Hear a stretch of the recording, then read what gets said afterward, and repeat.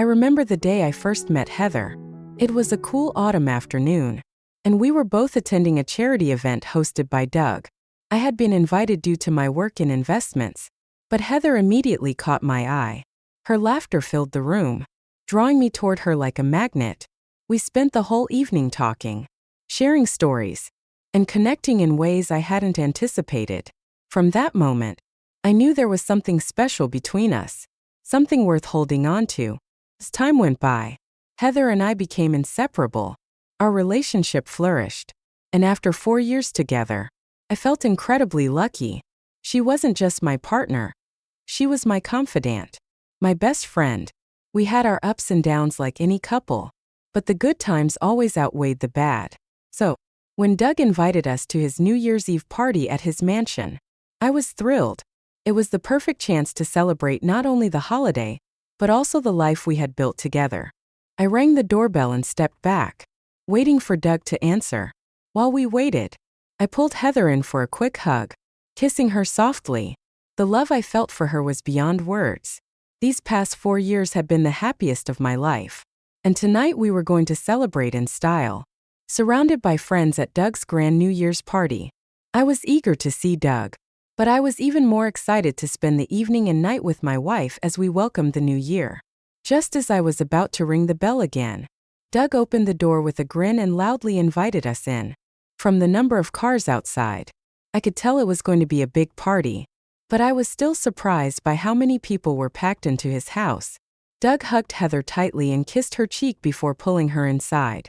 He then turned to me, shook my hand, and stepped aside so I could enter. A maid took our coats and disappeared with them. Doug walked between us and said, "God, I'm glad to see you too.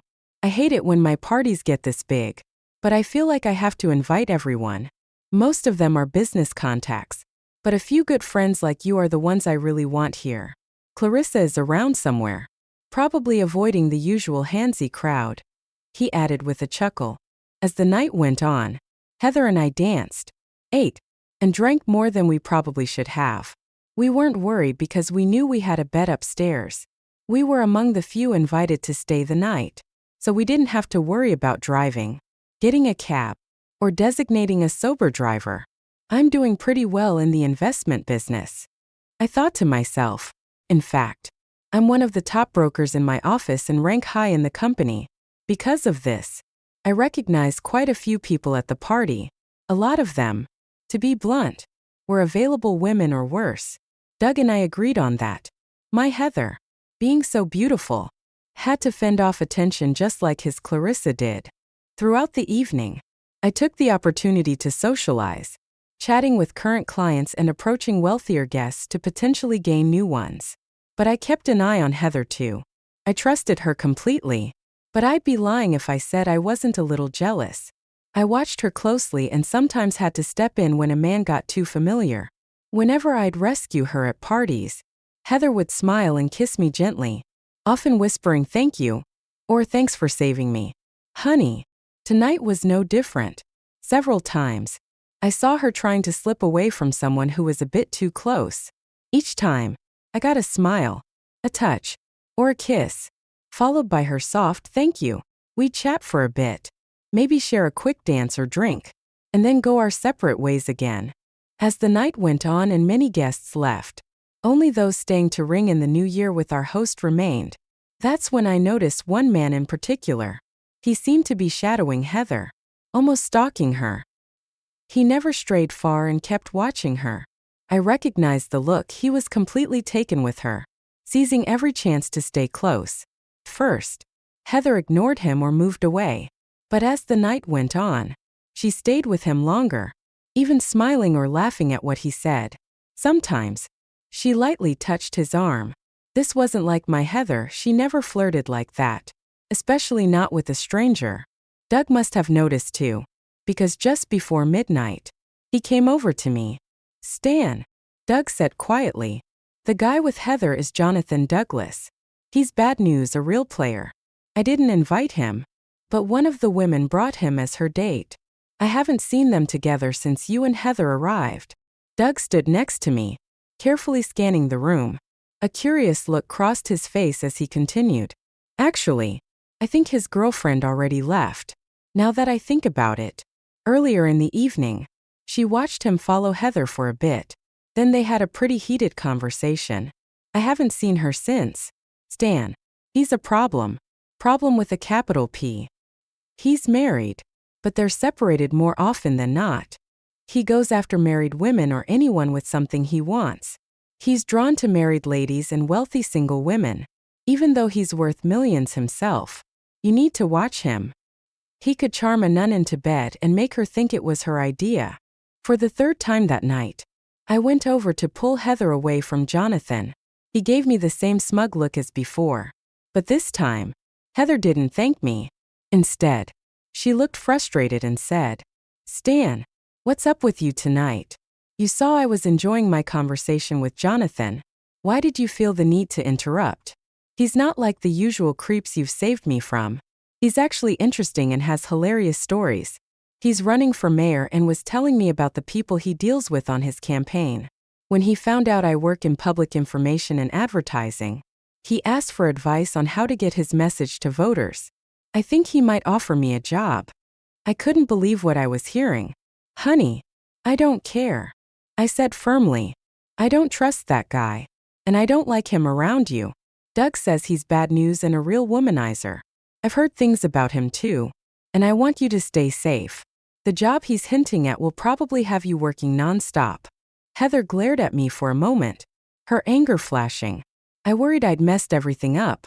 But then, she smiled and leaned in to kiss me, saying, "Ah, this is cute, you're jealous. But don't worry. Honey, you're all mine." As we parted to mingle, something stuck with me. She said, "You're all mine," but didn't say she was mine. That thought lingered. And 3 months later, I recall that night in painful detail. The last 2 months have been rocky at home. Soon after the party, Heather started coming home late from meetings or visits with her parents. When I asked her about it, she'd get angry and defensive, claiming she lost track of time or had to finish something before leaving. She also began volunteering for the local Republican Party after work, which ate up more of her time. Heather is a department leader, and her skills are almost legendary. She became a volunteer office manager for the local campaign, cleaning up chaos and gaining popularity. Like many clueless husbands, I noticed our sex life deteriorating as she spent more time away. I faced more rejections, and when we did have sex, it was lackluster. She now treated it like an obligation, no longer the passionate, extended lovemaking we once had. She always had an excuse: too tired, too late, or not enough time. The truth was, she used to engage willingly, even enthusiastically, but now it felt like a chore. One day, I confided in Doug about the issues in my marriage. He gave me a worried look and said, "Stan, I'm beginning to think I might have played a role in your problems. I've been hearing rumors that Jonathan is involved with another married woman. Word is, he met her at a New Year's party, and we both know where he was and who he spent that night with. She's also volunteering for his mayoral campaign." I felt lightheaded, my breath leaving me. Doug looked at me and asked, "Stan, what's wrong? You look like you've seen a ghost."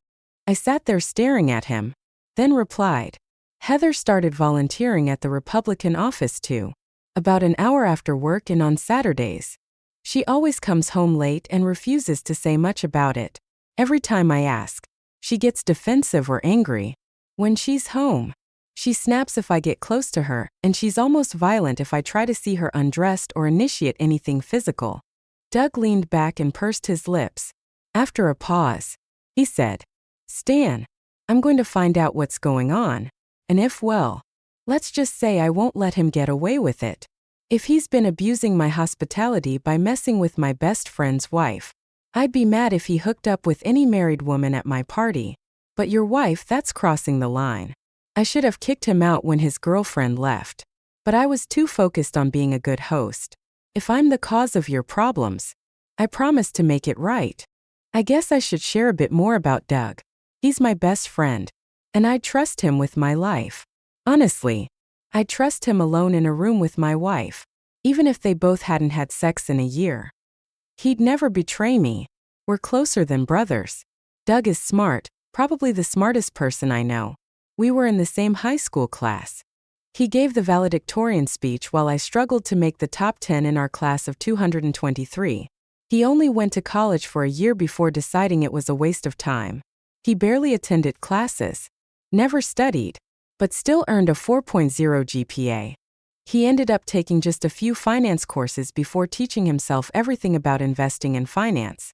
The reason he needed to learn about it was that during his freshman year, he inherited a little over $70,000 from his grandparents.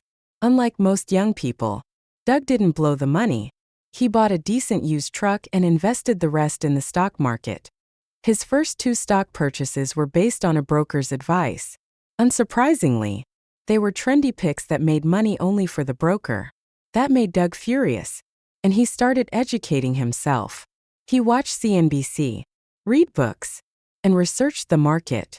Eventually, he opened a discount brokerage account online, transferred all his funds, and started trading on his own. From his first solo trade, Doug made more money than he ever did with the so-called experts. It didn't hurt that he started in the late 80s during the tech boom and craze. He got in and out of several lucrative stocks. No, he didn't profit from every trade, but he grew his wealth exponentially. He was also smart enough to move into safer stocks when the market started to decline. He bought Berkshire Hathaway shares at just over $177,000 and sold them 3 years later for $2.357 a share. By then, he was a multimillionaire and was expanding into venture capital and real estate. I graduated from college and spent 4 years working as a salesman for a restaurant chain. I didn't enjoy the travel, and I was serious about Heather, so I became a stockbroker. I managed a small part of Doug's millions. He handed me some of his investments when I was starting out, and I always suspected it was to help a friend. I felt guilty because I knew he didn't need my advice or management.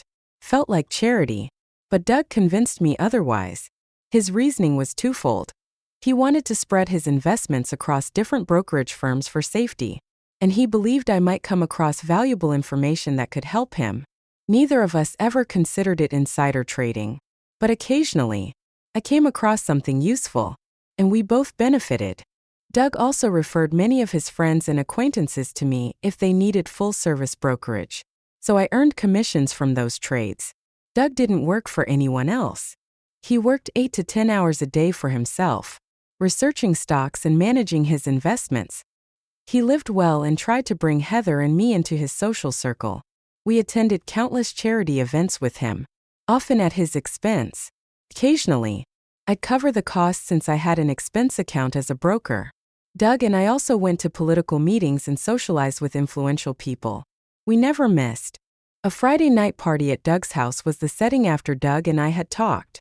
We had plans to attend a $500 plate political rally with him and his girlfriend. As usual, Doug treated Heather and me. For some reason, Heather was more reluctant than usual to go with us this time. I insisted she join me, and I still regret it. Our marriage was already heading toward disaster, especially after Doug's investigators gave me their report on Heather. But that dinner marked the real beginning of the end.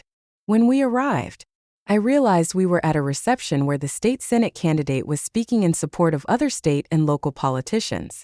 The ticket money went to the state Republican Party, though part of it would also support local candidates. What I hadn't realized was that the guest of honor was a mayoral candidate for our city. Of course, it was Jonathan the a-hole. As we entered, I saw Jonathan standing at the front, smiling and chatting with local dignitaries. I felt Heather pull away slightly and turn to see what was bothering her. She was staring at Jonathan, her face glowing like a woman in love. In that moment, I feared I'd lost my wife. I asked, "What's wrong?" Heather snapped out of it and gave me a faint smile. "Sorry, dear. I just didn't realize who this dinner was for," she said. She looked so guilty that I doubted her, but I didn't say anything. She had to have known Jonathan would be there since she was working part-time at the campaign office. Now, it made sense why she was so hesitant to come. I glanced over at Doug and saw he had noticed our exchange. He turned to glare at Jonathan before putting on a smile and guiding Heather to a chair. He pulled it out for her. then sat Clarissa down next to him on his left. As I walked by, Doug called out to me, "Sorry, Stan. I didn't realize he was part of the group benefiting from our generosity when he invited you." I saw her reaction. "Buddy, I hope I'm wrong, but I've got a meeting with a friend on Monday. I want you to join. How about lunch around 11:30? After finishing her meal, Heather excused herself to go into the restroom. I noticed that as she stood up, Jonathan also got up and left through a different door. I hesitated for a moment, thinking about following him, but Doug placed his hand on my shoulder and said, "No, Stan, it's already being handled, and if it's true, it's too late anyway. Just wait until Monday, please." Later that evening, I lost track of Heather again and went searching for her. When I came back from the bathroom, I snuck onto the stage and hid behind the curtain. I could hear soft moans and hushed voices. One of them was unmistakable, Heather's. I felt a surge of anger and moved toward the voices but tripped over a rope, causing some noise. I heard Heather whisper, "Oh no, someone's coming.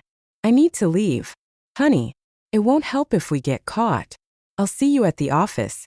I love you." I heard a quick kiss, then hurried footsteps moving away. I followed, but I was too late to see anything, just assuming it was Heather and Jonathan.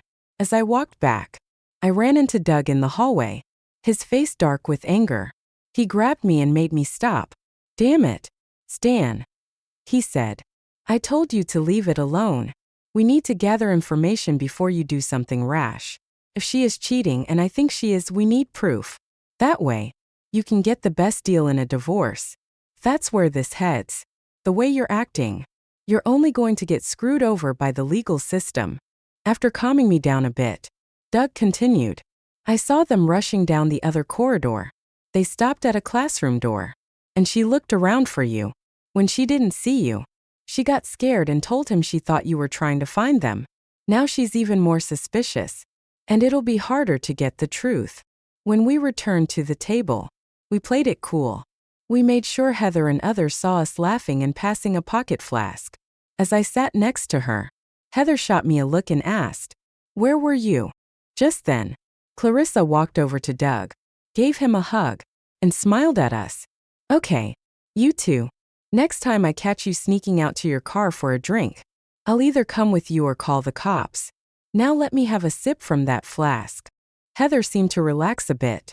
She turned to Clarissa and asked, "Oh my God, what were they up to? I couldn't find them earlier."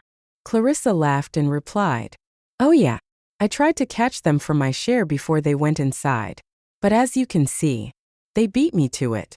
Later during the dance, I took a turn with Clarissa.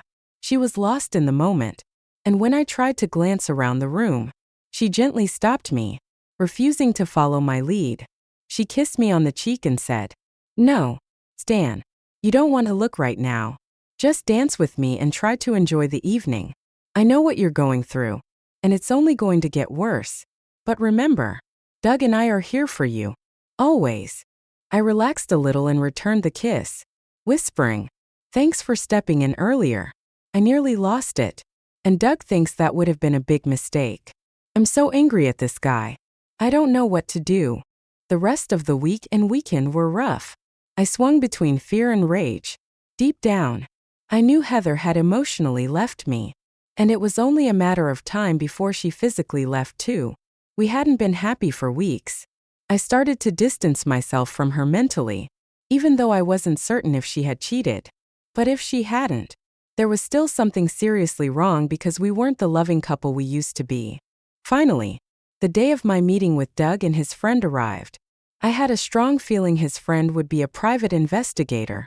I was nervous, my stomach in knots, and dealing with heartburn. Beneath the surface, I could feel my anger simmering, and I knew Doug and his friend could see it. I was both dreading what I might learn and eager to know the truth. As I approached the table, Doug stood up, shook my hand, and pulled me into a hug. After the greeting, he introduced me to his friend, Simon Hobbs, who turned out to be an investigator. We took a minute to look over the menu and place our order with the waitress. Doug then said, "Let's get this unpleasant business out of the way." He looked at Simon, then back at me. Simon opened his briefcase, pulled out a large envelope, and handed it to me. We've been following your wife and Mr. Douglas at Doug's request. The surveillance lasted for 20 days, ending last Saturday night. He continued. During that time, we observed that they had lunch together daily, except for Sundays when she stayed home. They dined at various upscale hotels, and after each meal, they would retire to a room rented by Mr. Douglas's campaign. On 8 separate occasions, we were able to enter the room by posing as room service. Each time, neither was dressed, and the bed was in use. Photos and reports are included. We also recorded audio by placing a microphone under the door. They had sex during every hotel visit. Simon paused, then added, additionally, we recorded multiple inappropriate encounters at the campaign office and after hours. We have photographs of them engaging in sexual acts 3 times at the headquarters and once at a party with some of Mr. Douglas's supporters. He hesitated before saying, perhaps the worst thing we captured involved a meeting between Mr. Douglas, your wife, and Stephen Nagano, the president of the Municipal Employees Union, at a gentleman's club. Nagano seemed quite taken with your wife, and we have photos of her sitting on his lap while his hand was under her dress. Simon then placed a laptop on the table and played a segment of the DVD. You'll get a copy of this in the report, but I wanted to go over this specific incident first. My operative was eager to share this information, and I believe your lawyer will be too. Doug and I leaned in to watch. In the video, Heather was sitting between Jonathan and Stephen. The 2 men leaned over her, talking while Jonathan's hands roamed. He touched Heather's bosom and slid his hand under her skirt. At one point, Heather whispered for him to stop, but he responded, Heather, I can feel how excited you are. You know you like this. Just relax. It's nothing unusual at this club. Jonathan then kissed her softly. She moaned, pressing herself against him as his hand continued to move under her very short skirt. From the camera angle, it was clear she wasn't wearing underwear. After Jonathan leaned back, Stephen pulled her onto his lap. She tried to resist, but he kept pulling her in, sliding his hand under her dress and unbuttoning her top to kiss her bosom. Heather hissed, Stop it, Stephen. Stephen then looked at Jonathan and said, Jonathan, you know what needs to be done if you want the union's support. I want to spend the weekend with her. If you arrange that, I'll make sure the union backs your campaign. Heather, clearly distressed, tried to get up, insisting, No, this is not happening. Let me go. Ignoring her, Stephen raised his eyebrows at Jonathan while continuing to touch her. Jonathan swallowed hard and leaned toward Heather, saying, Honey, we really need this. Just go with him and help me out. It'll secure our future. And it's not like you haven't done this before. Just tell your idiot husband you have a meeting this weekend. In the video, Heather looked shocked and tried to resist, but then she seemed to relax. She moaned and turned toward Jonathan, kissing him. At this point, the club manager approached their table, looking nervous. He glanced at Heather, then at the men, and stammered, Mr. Nagano, I've overlooked a lot for you, but you're becoming too obvious. Lieutenant Jones said the chief sent detectives to the club to reduce incidents like this. If they see what's happening, they'll shut me down. Could you take this to a back room or a hotel? Please. This is my livelihood. Stephen laughed and looked at one of the large men sitting across the table. He said, Hey, Ralph, why don't you give Joe a couple $1,000 for his trouble? The little lady and I are heading to the DoubleTree for the weekend. Make the arrangements. Okay, just frame it as a meeting of union leaders, like we usually do. I felt my anger boiling over and started to stand up. I growled, That lying woman. She wasn't at the DoubleTree last weekend. She called me on Friday evening, claiming she had been assigned to a disaster relief project for work and was flying to San Francisco. Doug and Simon quickly grabbed me and sat me back down. Simon calmly said, Please wait, sir. I'd like to fast forward and show you one more clip. Then you can read the report in full. We have some suggestions we'd like to discuss, but I figured you might want to see the footage first. Simon continued, My operative stopped filming at the club and sent reinforcements to the DoubleTree ahead of Stanley and Heather. Once Stanley's men checked him in, they went to the bar for a few drinks. My operatives, dressed as hotel staff, followed them into the room once it was opened. After the thugs inspected the place, my team started adjusting the pillows, flowers, and other decorations, acting like they were preparing the room. Simon smiled slightly and added, "One of the senior managers even sent an assistant downstairs for fresh flowers and more champagne," giving my operatives extra time to place hidden cameras and microphones in the main room and both bedrooms.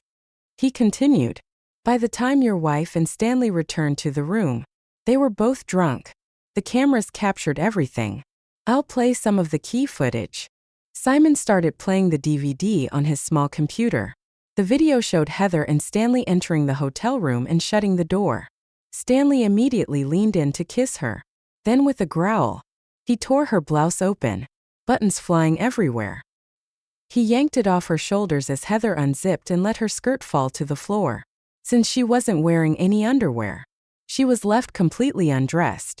She stepped out of her shoes, took Stanley's hand, giggling as she led him into the master bedroom with the king-sized bed. The footage showed Heather undressing Stanley and pushing him back onto the bed. After several minutes, another man appeared in the frame. Stanley looked up at him and smiled. The man was the city services director. The video documented Heather engaging in sexual acts with both men. Simon paused the video and looked at me. "Your wife stayed in that room until checkout. On Monday morning, during that time, she had sex with all the senior managers of the Municipal Employees Union and Stanley. Late Saturday night, Jonathan Douglas himself visited the room. He, Stanley, and the city services director spent most of the night with her. We have more photos and videos of these events, including footage of them discussing plans to misuse city funds to support Jonathan's mayoral campaign." Simon continued, "We also have evidence of Senator Newsom and 2 judges involved in sexual acts with your wife and Jonathan. Jonathan traded her sexual favors for their support. Everything is documented." He paused before saying, "At the campaign dinner where you tried to catch them, Jonathan and your wife were planning to have sex on stage. He had already pulled her dress down below her bosom and removed her underwear. He was about to start when she heard you and made him stop. That's when they ran. We have photos of that as well. It's probably best you didn't cause a scene, as the photos could have made things worse for you." Simon handed me a copy of the full report. "We can provide this to your lawyer if you wish. Our investigation fees include any local court testimony should it be necessary. I'd also recommend we continue monitoring for potential criminal charges. If we give the FBI and local authorities evidence of the misuse of campaign funds and conspiracy, they're more likely to take the case seriously.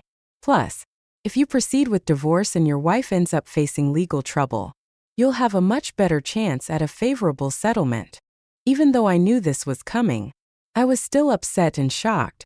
I couldn't believe the level of depravity and disrespect my wife had shown while under surveillance. The report revealed that she believed she was in love with Jonathan. They were actively discussing how and when she would leave me. She was even ranting about the job she'd been promised in Jonathan's administration if he were elected mayor. What shocked me the most was her willingness to spend a weekend at the DoubleTree doing sexual acts for Jonathan and his friends, acts she had always refused to do with me. On several occasions, she even initiated sex later in the weekend during their private sessions. I always knew Heather was ambitious and admired powerful people, but I never imagined the lengths she'd go to for success. I felt physically ill. I barely ate, and I noticed Doug wasn't eating much either. After the investigator left, Doug and I sat quietly for a while, drinking in silence. Eventually, Doug said, "Stanley, I'm so sorry. I ruined your marriage. I take full responsibility for what's happened and intend to make it right. I know I can't undo what's been done, but I'll help you however I can. I'll find you a great divorce lawyer and support you until you're back on your feet." I got up from the table and looked at Doug. "Well, start looking for that lawyer." I was about to give Heather an ultimatum. Either she straightens up or we get divorced, even before I knew for sure she was cheating.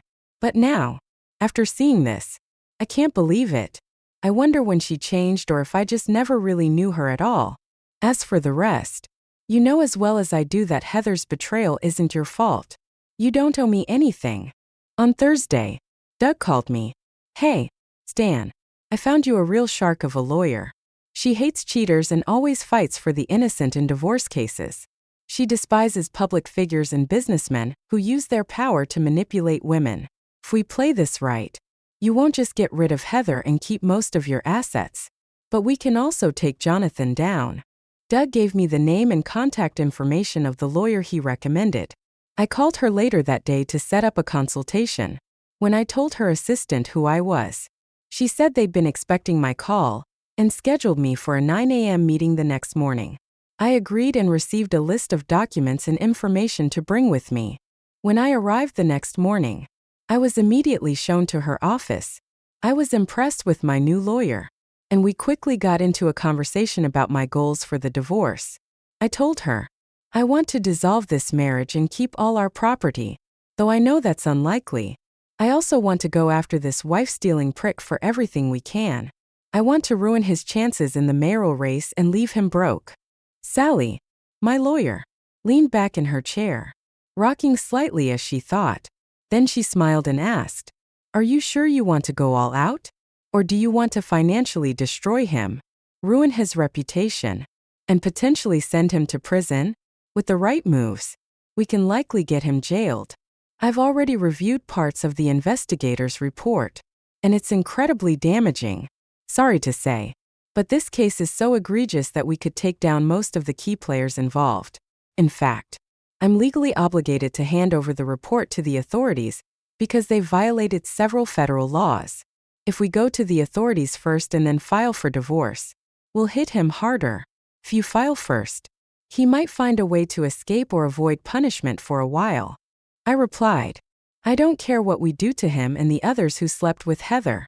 As painful as this is, I know Heather is the one responsible for all of this, but she couldn't have done it without him. From the moment I saw him meet her, I knew he was the one pursuing her. He kept after her until she gave in and ended up in his bed. It takes two to tango. She always wore her wedding ring, so he knew she was married. I even heard them on tape talking about her stupid husband and planning how to treat me when the time came for the big breakup. Sally and I worked through her questions, and I made a firm decision. I told her to prepare and file the divorce papers immediately. We also agreed that the private investigator's report should be handed over to the FBI right away to trigger an investigation into campaign law violations and the misuse of union and city funds. Sally suggested I contacted the process server to serve Heather and to threaten legal action against Jonathan Douglas. She warned me, if he's like most politicians, he might threaten you with physical harm, try to get you fired, or even countersue if you persist. He may also attempt to negotiate secretly and offer you a bribe. If that happens, depending on the source of his funds, we could hit him with additional campaign law violations. Politicians often divert campaign money for personal use, and I wouldn't be surprised if he tries to do that. Sally then pulled out a tiny microphone and a recorder. I want you to keep these with you at all times, she said. Wear the microphone hidden in your hair, and keep the voice recorder in your car. The transmitter has a range of about 1 kilometer, but even if you're out of range, the recorder will capture up to 6 hours of audio. It will automatically download the recordings when you're back within range of your car. If you give me your car keys, I'll have someone install a dash cam while we finish here. She also advised, consider rehiring a private investigator or let me hire one to continue watching your wife and Mr. Douglas. I've heard rumors that your wife isn't the first woman he seduced, and he's used illegal means to cover things up in the past. If we can catch him discussing plans or trying to manipulate the situation, we can really nail him and your wife. I smiled and said, the private investigator I hired gave me similar advice. I still have him on retainer. The next Thursday, Sally called me. Mr. Malone, we're ready to file for divorce and serve your wife. Do you still want to follow the plan and attend when she's served? Absolutely, I replied. At least I'll get some satisfaction out of it. I thought about it and suggested, what if we serve her tomorrow night at campaign headquarters? Wouldn't that be a good time? Sally was silent for a moment, then said, No, Stan, that wouldn't be a good idea. If you serve her there and make a scene, everyone at the office will know immediately, and word will spread fast. If that happens, Jonathan might lose the election, but he won't feel pressured to bribe or negotiate with you. It's better to serve her when she's either alone or with him, ideally when they are alone. Okay, I get your point. How about we follow them tomorrow night? Heather usually doesn't get home until midnight on Fridays, and the investigators' report said they often spend Friday nights alone in a hotel room. It's usually the same one they use during lunch. Couldn't we serve them room service and catch them in the act? Sally agreed and hired a process server to interrupt their Friday night hotel rendezvous. When I arrived at my office, 2 men in suits were waiting for me. They introduced themselves and asked to talk about how I was managing some funds for their widowed mother. I smiled and invited them in. Once the door was closed, they showed me their FBI badges. They explained they were working on Jonathan's case based on the materials my lawyer had sent over. When they found out I planned to use a process server and record the interaction, they asked me to wear one of their devices to capture the conversation. This request made me uneasy, as I had been considering how I might make some side money off of Jonathan, my winnings, so to speak. But I couldn't come up with a good reason to refuse, so I agreed to wear their wire too. That evening, we all followed the 2 lovebirds from campaign headquarters to the hotel. They left around 7 p.m. and were in the room by 7:30. There were so many of us. Felt like a parade, and I worried we'd be spotted. After they got to the hotel, we waited for almost an hour. I had the foresight to bring my camera to capture everything. I'm not usually into home movies, but in this case, I made an exception. We were just about to knock on the door when a fortunate coincidence occurred. The elevator doors opened, and a room service waiter came out, pushing a cart full of dishes. He walked toward the room and gave us a questioning look. I smiled, pointed at the door, and said, Go ahead, be our guest. We didn't mean to interrupt Mr. Douglas's dinner. We'll just step aside for a moment.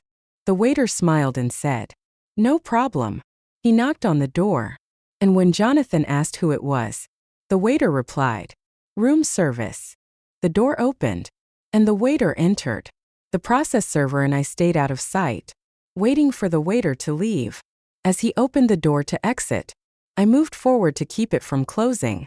The process server and I quietly slipped into the room, staying out of view. We waited until Jonathan and Heather started their dinner before fully entering.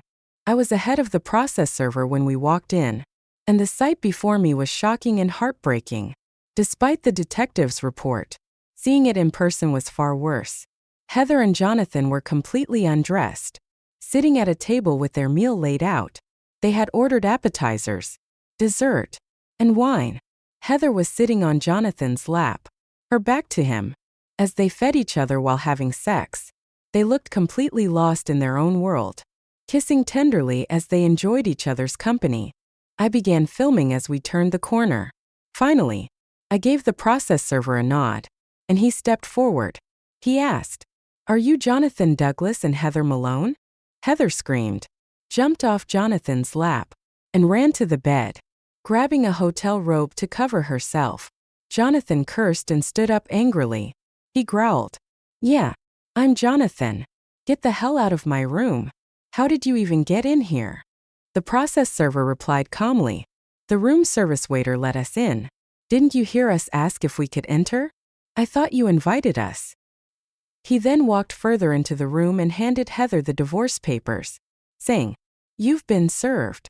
I stepped forward, and Heather finally noticed me. Stan, damn you, what are you doing here? And what's all this talk about divorce? If you don't stop this nonsense, I'll ruin you. You'll have nothing, and I'll take everything. I looked at her calmly and said, No, Heather, you won't. In fact, if you know what's good for you, you'll sign the papers and accept my terms. When I'm done with you, I'll deal with your lover. I'm filing a lawsuit against him for mental cruelty and alienation of affection. Luckily, we live in a state where those lawsuits are still allowed. This could also hurt his election chances. To be blunt, you've been played. And now it's your turn to face the consequences. Heather didn't bother going home that night. I didn't see or hear from her until the following Wednesday, when she called me at work. She didn't apologize or make small talk. As soon as I answered, she said, "Jonathan and I want to meet with you to settle this mess. We've booked a conference room at the hotel for tonight. Be there at 7 o'clock. She didn't ask if I could come. She simply commanded it. I called Sally and told her about the call, then contacted my FBI contact. Sally insisted I go, and both she and the FBI would be there to support me in case things went sideways. When I arrived at the hotel, I asked the receptionist where the meeting was and was led down a hallway to a small conference room. A large man stood guard at the door. As I tried to enter, he stopped me. "There's a private meeting going on, sir," he said. "I know," I replied. "I'm Stan Malone, and I'm supposed to be here." After checking my ID, the guard knocked on the door. The door opened slightly, and he said, "Mr. Malone is here, sir." I couldn't hear the response, but the door closed again. The guard turned to me and said, "I need to search you, sir. Please empty your pockets into this tray." I emptied my pockets, and he patted me down. I was getting irritated and asked, "Why am I being searched?" The guard smirked and said, "Well, sir, political figures have been known to attract assassins, and Mr. Douglas doesn't want to take any risks." I suspected they were really searching for a wire or recording device but didn't question it further. Fortunately, I had hidden the tiny transmitters in my long hair, glued to my head. After the search, I waited another 5 minutes before they finally opened the door and allowed me into the conference room. When I walked into the room, I saw Heather sitting at the table, looking directly at me. She looked guilty, her face and chest flushed. When she shifted in her seat, I realized she wasn't wearing any underwear. Then, I glanced at Jonathan and nearly lost control. His eyes were gleaming, and he had a smug grin on his face, clearly gloating about having just slept with my wife. The meeting went exactly as Sally and I had anticipated. Jonathan started by threatening to get me fired from my job, and then he escalated to threats of physical damage unless I gave Heather a better deal and dropped my plans to sue him and his campaign. I leaned back in my chair and calmly said, "Listen, I know you and your cronies might be able to damage or even eliminate me, but that won't save you. I've taken precautions. If anything happens to me or my family, even an accident, several packages will be sent out automatically. You know as well as I do that not all media can be controlled, and some will publish the information, especially if I'm seriously hurt or eliminated. You'll be finished." I watched Jonathan's face fill with anger, and I saw that familiar tension in Heather's expression that meant she was furious. Smiling, I continued, "I know exactly what you were doing before I walked in here, and I have photos of you doing it several times before. In fact, I have photos and recordings from your meeting last week with union leaders and senior city officials at the hotel. Do you really think they'll thank you for dragging them into this mess? If anything happens to me, the paperwork being mailed out will expose them, Heather and you. Some of these people, let's just say, aren't ones you want to cross." Heather glared at me while Jonathan, looking a bit sick, tried to maintain his composure. He snapped, "You heard what I said. Stop your threats and end this quietly, or else." His voice grew colder as he glared at me. "Now get out of my room." I smiled and leaned forward. "You know, Jonathan, I might reconsider everything if I were confident in a fair divorce settlement for my wife," I said calmly. "But if this town's idiots elect you, they'll get what they deserve." I stood up, maintaining eye contact with Jonathan until he looked uneasy. I could tell it took all his effort not to look away. I chuckled softly and turned toward the door. Before leaving, I glanced back and said, "Oh, by the way, Jonathan, things are going to get very uncomfortable for you soon." Without waiting for a response, I walked out. When I got home, I found my private investigator waiting in the driveway with the FBI agent. They were ready to debrief me. After removing their microphones and packing up the equipment, the investigator smiled and said, "We got it all. After you left, Jonathan ordered his people to put you under surveillance and dig up anything they could use against you. You really rattled him. 3 days later, I followed up with Sally about the divorce. After some discussion, I brought up Jonathan. Sally, I'm done waiting for this idiot. I told him and Heather what it would take for me to walk away. And they're still blocking me. Let's get aggressive.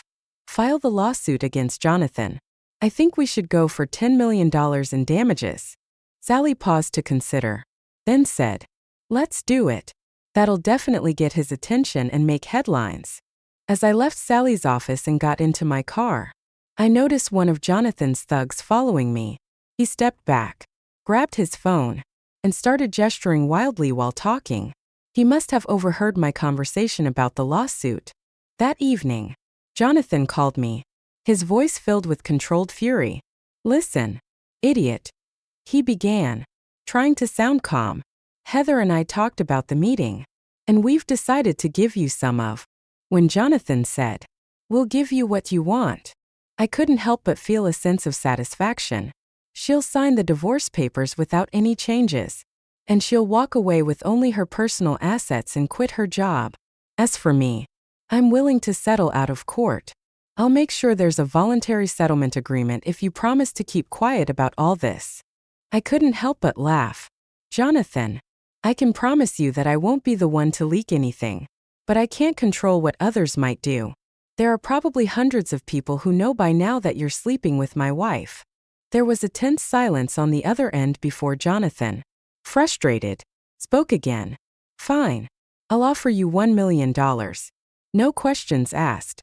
If you sign a non-disclosure agreement, Heather will hand over the signed divorce papers with your proposed terms. I shook my head, amused. Jonathan, I just told my lawyer to file a $10 million lawsuit. You'll have to offer a lot more than $1 million to make me drop it. Heck, I could probably make more than that from book and movie deals about this story. Jonathan cursed under his breath before speaking again. Okay, $1.7 million. That's my final offer. I'll find a way to cover it in the campaign books. But that's the best I can do. All right, Jonathan. But you better act fast. I won't stop my lawyer until I see the money in my bank account. Here's a Cayman Islands account number. What I didn't tell him was that the account was set up in his name, using his address. I hoped federal investigators would find it and trace the money from his campaign. Once the funds arrived, I planned to transfer them immediately to ensure they couldn't be taken back. Later that evening, my doorbell rang. The same guy who had guarded the door during my meeting with Jonathan and Heather stood there, holding a clipboard with a one-page legal document. Mr. Douglas asked me to bring this for your signature, he said. I glanced at it and smirked. Looks fine, but I need my lawyer to review it first. The man frowned. I shouldn't leave without it. I sighed and shut the door. In my office, I called Sally, explained the situation, and she agreed to come over. After an hour, she smiled after reviewing the papers and told me to sign. 3 days later, I found $1.7 million in the Cayman Islands account. That same day, my lawyer informed me he had signed the uncontested divorce papers, which were filed and would be final in 30 days. I quickly transferred the money internationally, moving it between banks under a fictitious name in case Jonathan tried to get it back. During this time, my work suffered. My commissions dropped to half, and I struggled to focus. Colleagues often had to cover for me and earned commissions on my client sales. Even after the divorce was finalized, I was still distracted, making costly mistakes at work. Worse, I couldn't stop worrying that Jonathan or his friends would retaliate. One night, the doorbell rang after 9 p.m. Heather stood there, crying, with a fresh bruise on her face. Stan, she whispered. Can I talk to you? I almost shut the door but hesitated. I let her in, leading her to my office. She sat Saturday still crying, then finally spoke. Stan, I know it's too late, but I wanted to apologize. I realized what a huge mistake I made. Jonathan knew exactly how to manipulate me. I fell for him and the job he promised. After the election, I lost sight of us. Her sobs intensified. I was furious with you on New Year's Eve when you tried to separate us. I was already late when you pulled me away from Jonathan. He had convinced me to sleep with him less than 3 hours after we met. I'm so sorry. Heather's voice trembled as she described how, after just a few weeks of sneaking around, she became convinced she had to fully support Jonathan. He promised to leave his wife and marry her after the election, claiming it would hurt his campaign to do it sooner. She got caught up in the dream of being a mayor's wife, and maybe even a senator's or governor's, losing touch with reality. That evening, she found Jonathan with a young campaign volunteer. You were right, Stan, she said bitterly. He fed her the same lies he told me. When I confronted him, he laughed and said, "What makes you think I'd marry an old strumpet like you? Especially one with a history of cheating and sleeping around." She angrily wiped her tears and added, "He said if I behaved, I could stay as his social secretary and entertain his important friends like before." Sobbing, she continued, "I slapped him, and he punched me. He's ruined everything, Stan, and I know it's too late, but I wanted to apologize for what I did to us. If you can forgive me, I'd love to try again." She gave me a hopeful, regretful look, kissed me on the cheek, and left. I watched her car speed off inside, wishing she'd realized all this before everything fell apart. In the days that followed, I couldn't bear to stay in the house. The memories were too painful. I listed it for sale and hired an agent to help me find a new place, somewhere free of the past. I brought in movers and a crew to clean up. Occasionally, I called Doug or Sally for updates. They told me the feds had taken over the investigation, suspecting corruption in the local police. They agreed to keep my name out of it unless absolutely necessary. And Sally reassured me the feds had enough evidence to honor that agreement. About 6 weeks later, I woke up to the news that the feds had arrested everyone involved in Jonathan's scheme. They were charged with corruption, campaign violations, and racketeering. Jonathan was arrested for misusing funds and selling promises of future appointments.